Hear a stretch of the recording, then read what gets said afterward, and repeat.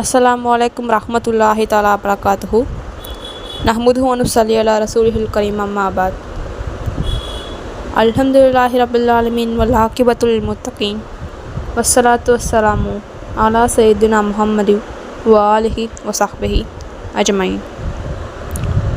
அல்ஹம்துலில்லாஹ், அல்லாஹ்வினுடைய மகத்தான கருணையினால் ரமலான் மாதத்தினுடைய இறுதி 10வது நாட்களில், கடைசி 10வது நாட்களில் இருக்கும். இந்த புனிதமான ரமலான் மாதத்தில் எல்லா முஃமினான ஆண்கள் பெண்கள் எல்லாருமே நோன்பு நோற்று துவா செய்து தொழுது இப்படி அல்லாஹ் கிட்ட தௌபா கேட்டு இப்படி எண்ணற்ற நல்ல மகளை செஞ்ச ஒரு மகிழ்ச்சியோடு இருக்கும். அதே சமயத்தில் ஒரு கவலையும் இருக்குது நமக்கு.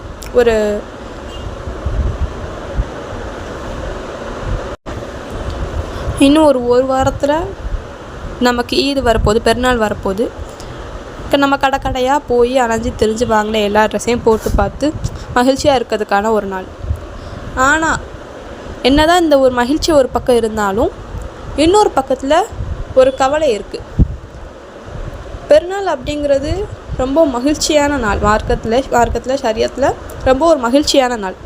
ஆனால் அந்த நாளில் நமக்கு ஒரு 3 கவலைகள் இருக்கிறதா இந்த பயானில் நான் பேசுகிறேன். அது என்ன 3 கவலைகள் அப்படின்னு பார்த்தோம் அப்படின்னா, பெருநாட்களில் மகிழ்ச்சியை வெளிப்படுத்துவது அப்படிங்கிறது மார்க்கத்தினுடைய அடையாள சின்னங்களில் ஒன்று அப்படின்னு சொல்லி நம்ம ஹதீஸ்கள் எல்லாத்துலேயுமே பார்த்துட்டு வரோம். எனவே இஸ்லாமிய பெருநாட்கள் அப்படிங்கிறது நமக்கு ஒரு மகிழ்ச்சியான நாட்கள் தான் அப்படின்றத நமக்கு எந்த விதமான டவுட்டும் இல்லை. ஆனால் இதில் நம்ம நோன்பு நிறைவு பெறுகிற இந்த நேரத்தில் நம்ம வேறு சில விஷயங்களை கண்டு நம்ம வருந்துறோம் அப்படின்றத பற்றி தான் நான் பேசியிருக்கேன்.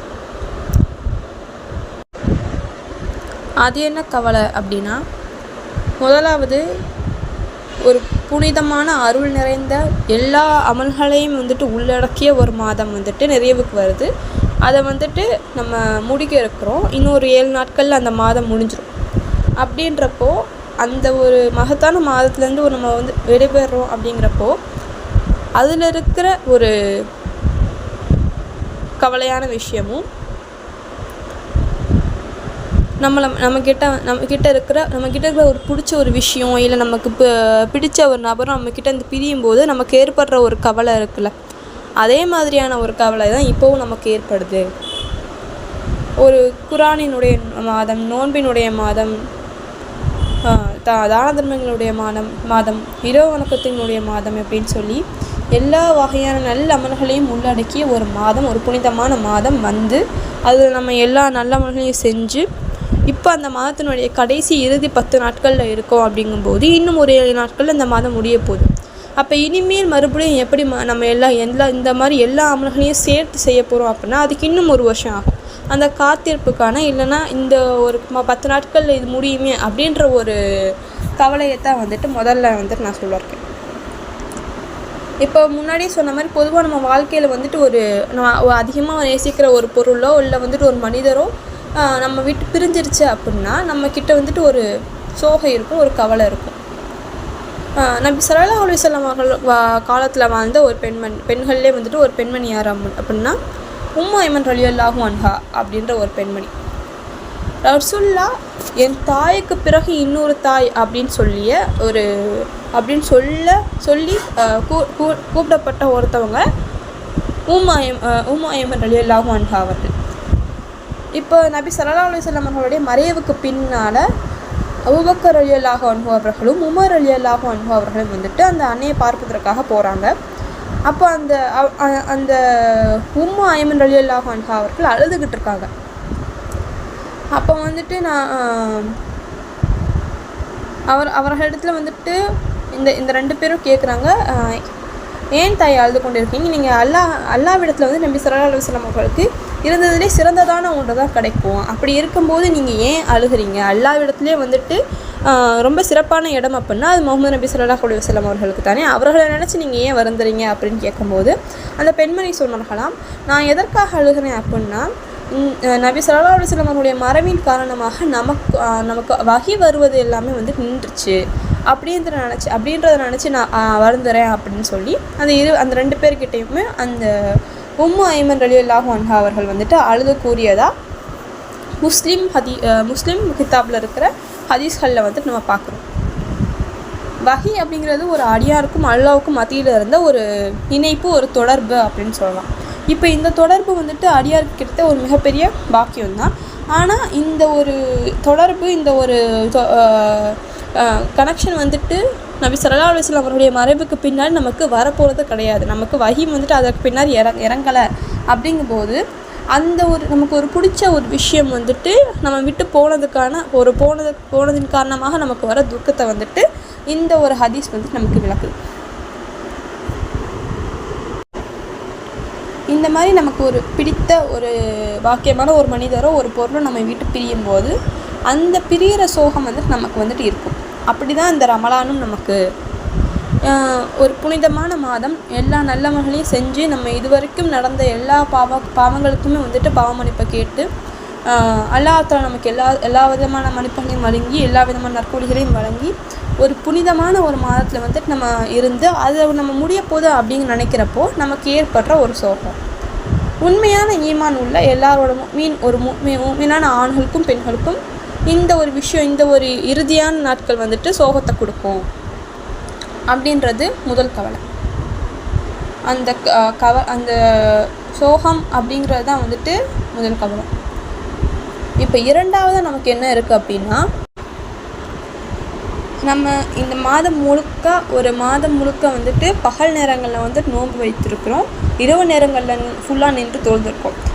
நம்ம செஞ்ச இத்தனை அமல்கள் வந்துட்டு இதெல்லாமே என்ன ஆச்சு? அல்லாஹ்விடத்தில் ஏற்றுக்கப்பட்டுச்சா இல்லையா, இல்லை அல்லாஹ் வந்துட்டு இது அங்கீகரிச்சானா இல்லையா அப்படின்னு சொல்லி ஒரு மனக்குழப்பம் நம்ம எல்லாருக்குமே இருக்கும். அல்லாஹ் நமக்கு வந்துட்டு இதற்கான கூலியை வழங்கினானா இல்லையா, இல்லை இது நம்மக்கிட்டேருந்து இந்த ஒரு அடியான்கிட்டேருந்து அல்லாஹ் இதை நம்ம ஏற்றுக்கிட்டானா இல்லையா அப்படின்னு சொல்லி நிறைய குழப்பம் வந்துட்டு நமக்கு இருக்கும். இதைத்தான் வந்துட்டு 2வது கவலையாக சொல்கிறாங்க. இப்போது ஒரு எக்ஸாம் எழுதிட்டு வந்தாங்க அப்படின்னா 2 பேர்த்துக்கு கவலையே இருக்காது.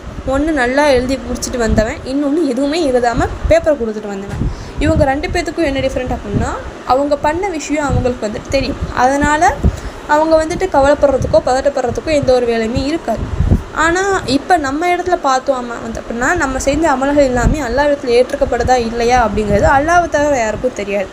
ஸோ அந்த ஒரு பதட்டத்தை வந்து நமக்கு கொடுக்குறது இந்த 2வது கவலை அப்படின்னு சொல்லி சொல்கிறாங்க.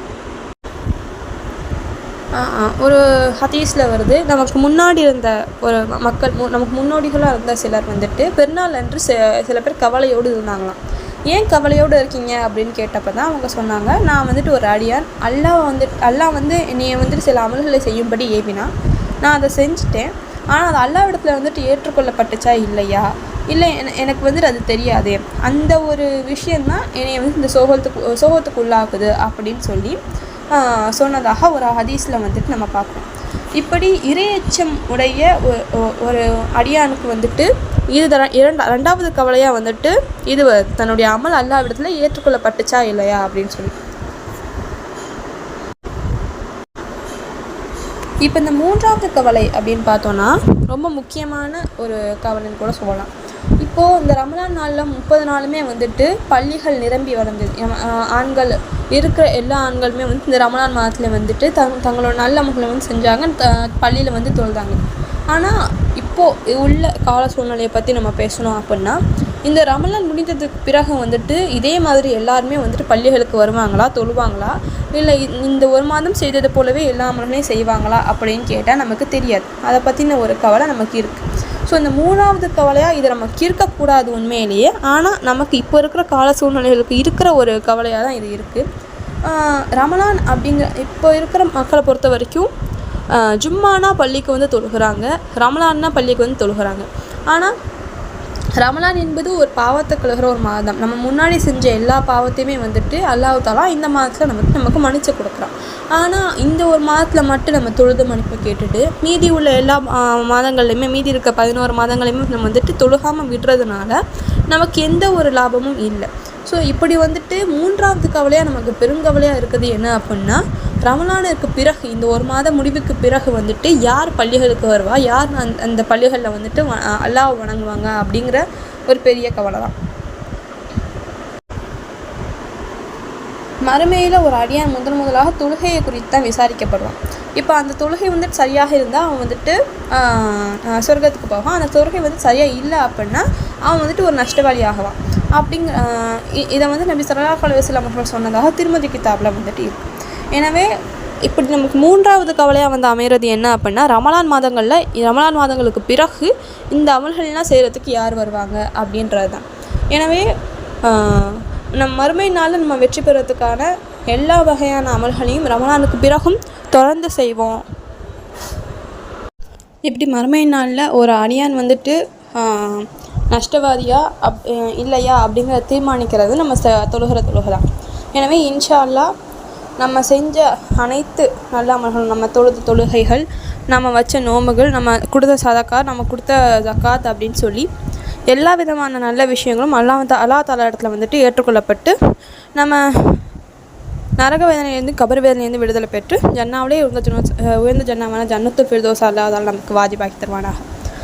அஸ்ஸலாமு அலைக்கும் வரஹ்மத்துல்லாஹி தஆலா வபரகாத்துஹு.